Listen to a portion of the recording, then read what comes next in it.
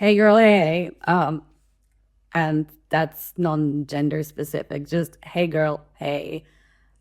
First of all, I wanted to say thank you to everybody who watched the last video about narcissists um and commented and sent love and shared their stories um and watched like I don't know, it's mind-boggling. I know it's just in the grand scheme of YouTube things is just a few hundred people, but it means so much that we could connect. So thank you for that. And I see you and I hope you know this is like a safe space for us.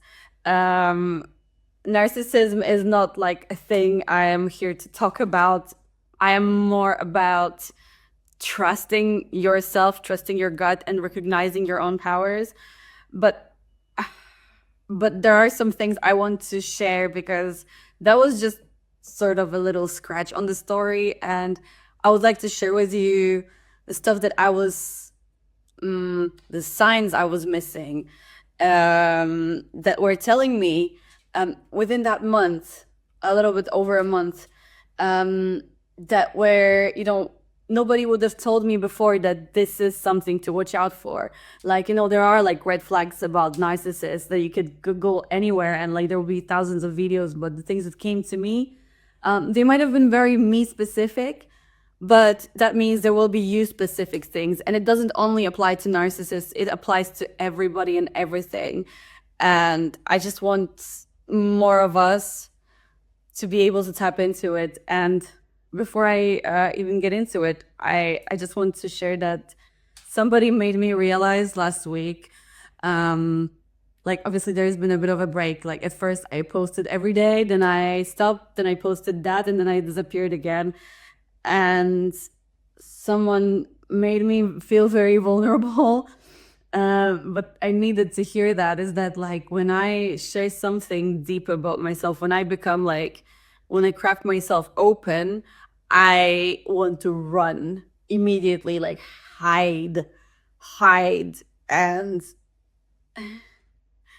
it's been serving me so far, but it's not serving me anymore. So I'm grateful to that person for making me see that and actually holding me down physically and being like, no, it's okay, you said that, and like it's safe to say that. So if I can extend this to someone else, let's do that. This is like, you can stay and run away, but like if you want to come back and like come back, it's safe. Okay. Anyway, let's get to these signs because I wrote it down because if you know me, you know me, I kind of drift away with my stories. So number one thing that kind of made me see like, hey, something's wrong, but I wasn't aware of what was wrong, was that I started getting really, really tense jaw. It was starting to give me bruxism. And last time I had bruxism was when I went through a terrible breakup in 2021. Like my face looked like, I looked like a guy, like a very handsome man. Like I had to get Botox for that.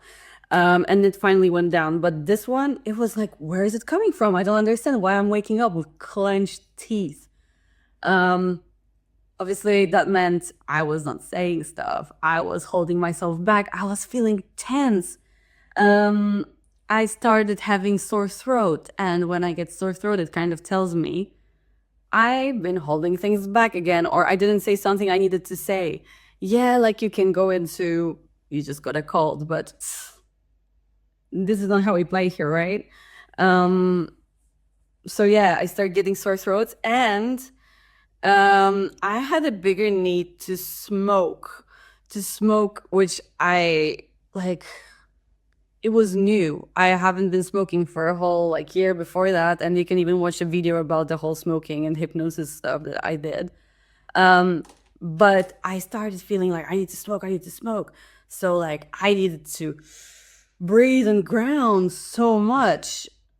Why? Because somebody was manipulating my reality. That was a little obviously I was allowing that. I didn't know what was going on. I remember this feeling of, I was in a conversation with this person that was, I believe, a narcissist or something way worse. And suddenly I would feel like, I don't know how I got here, you know, like everything's fun, I'm joking, and suddenly I'm like, the energy shifted. It feels like I'm getting like this head rush, like, why am I suddenly under attack? I thought everything was okay and like I was safe, and now I'm like, I have to defend myself. It's like I'm being transported to this like vortex of shit. Um, that's a big one. That's a big one. If you're thinking like, how did I suddenly get here? Obviously you weren't led there safely. Like that wasn't, you know, normally when you have a conversation or an argument with somebody, it's like step by step. It's not like, right? If it is, I don't think it's healthy. Maybe I'm wrong, but that wasn't healthy. That, you know, suddenly like, oh, you're confused. The sign is confusion is a sign. If you're confused, it's like there's nothing for you to know. The clarity is an answer. Confusion is get out. There is nothing you need to know about this. You don't need to clarify your confusion. The confusion is the answer. So that's what I was like. It took me a while to put this together, but I'm telling you, write these things down. Like, go back to that video if you haven't watched it, write these things down. Because at first you'll be like, oh, I don't know what that is. But then you start piling these things up. Another thing is, yeah, I mentioned the rapid escalations, which is like, yeah, you're joking and then you're somewhere else. Waking up tense and worried. Like, you know, when you're in a relationship, you're in love or whatever, something good is happening in your life, you wake up and you're like, ah, and first thing you think of that person, right? So tell me, why would you wake up and worry about that person and have thoughts like, oh, I hope that this doesn't like blow up. Oh, I hope that today will be a good day. Huh? That's a sign. Why are you waking up tense? You should have been resting all night. How long do you want to be tense for? Because that's gonna make you ugly. Anyway. Anyway.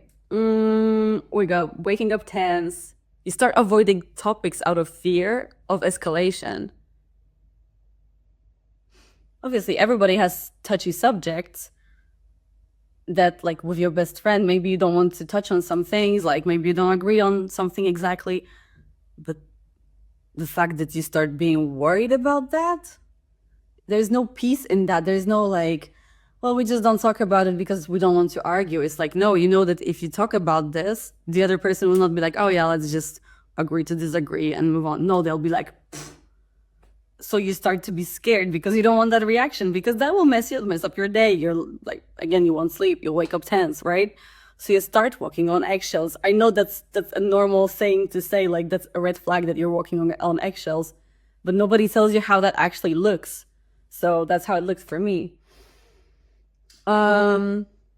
Super important thing is suddenly you start getting thoughts that have no, like you have no way of proving that. So I would be like sitting working on something and suddenly like, am I being love bombed?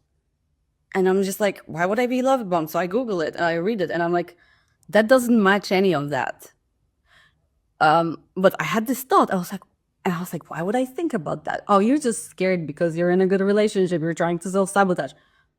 No, it's just the guy was extremely intelligent. And the way he love bombed me was not a classic step-by-step process. He really tapped into what I deeply would have wanted. So I had this idea of, shit, where is this coming from? He's such a sweet person. He just wants the best for me. So then write it down. At some point, like he tapped into my, I never told him that I wanted to have, like to do YouTube. I never said anything about that. I do work in like media production, and this is why I always had this perfectionism where I was like, it has to be amazing, it has to be perfect, high production. So that's why I'm like doing the opposite here, when I'm just like, no, I'll just do the bare minimum so I can do it and not overthink it. But he tapped into it. I never said anything. And at first I was like, oh wow, how would he know that? And then I had this paralyzing fear that like he's going to use it against me. He's going to try to ruin my life. He's going to help me make my dream come true, and then control me by it and make it my own hell, because he knows right now I'm not ready to do it by myself. So yeah, I'm actually grateful this happened, because I was like, out of spite, I'm gonna do it. I'm gonna do it. So we have this to thank him for. So yeah, I started thinking he's going to ruin my life. I started thinking he's going to like I had so many thoughts of that nature that just I actually went and I went to see my best friend, and I was like, girl, I think like I'm losing it. For the first time in my life, I'm in a relationship like this where I feel so seen and I heard, and like it feels safe. And then I have all these thoughts where I don't know where they're coming from. There is absolutely no proof. There's no proof to what these thoughts are. So I think maybe I'm just freaking out for the first time. Like my nervous system doesn't understand what's going on. And she's like, yeah, that's a possibility. Maybe it's that it's so new. Oh, whatever. Maybe that it's so new to you. But then maybe it means your brain and your intuition are still working, and maybe you shouldn't ignore that. And I was like, yeah, you're right. And I made fun of it. I was like, yeah, I'm just probably going crazy, but yeah, I'll pay attention. But like, why would that be? There is absolutely no reason for this to be true. Funnily enough, the big blow up was like 3 days later. So yeah, my intuition was telling me something. I just didn't know. Yeah, so just to summarize, my body told me stuff, my mind told me stuff. There was no outside proof aside of my inner world, my body, my mind, my soul, my spirit. And that's what I want to tell you. Trust that over anything else. If you think that's anxiety, that might be a different issue, but write these things down. Don't overlook them. That's your instinct. That's your survival instinct. Like when you're a fucking gazelle and you see a predator, you don't think like, maybe I'm just anxious. No, you run. And then you think about that, and then you process. So maybe it's actually okay that sometimes I run. Maybe it's okay. Maybe it's okay I run after this because I felt like it was not safe. Turns out it was very safe. But it's best to run and then come back than not run and be eaten, right? So yeah, if there's like other things that come to you, let me know, because I think it's very important that we inform each other about that stuff, and that we become a bit, actually much stronger with recognizing these issues, because we need to upgrade a bit, right? We do. And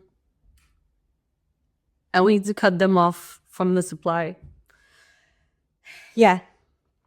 Thank you for being here, and thank you for listening. If you have something to share, please do.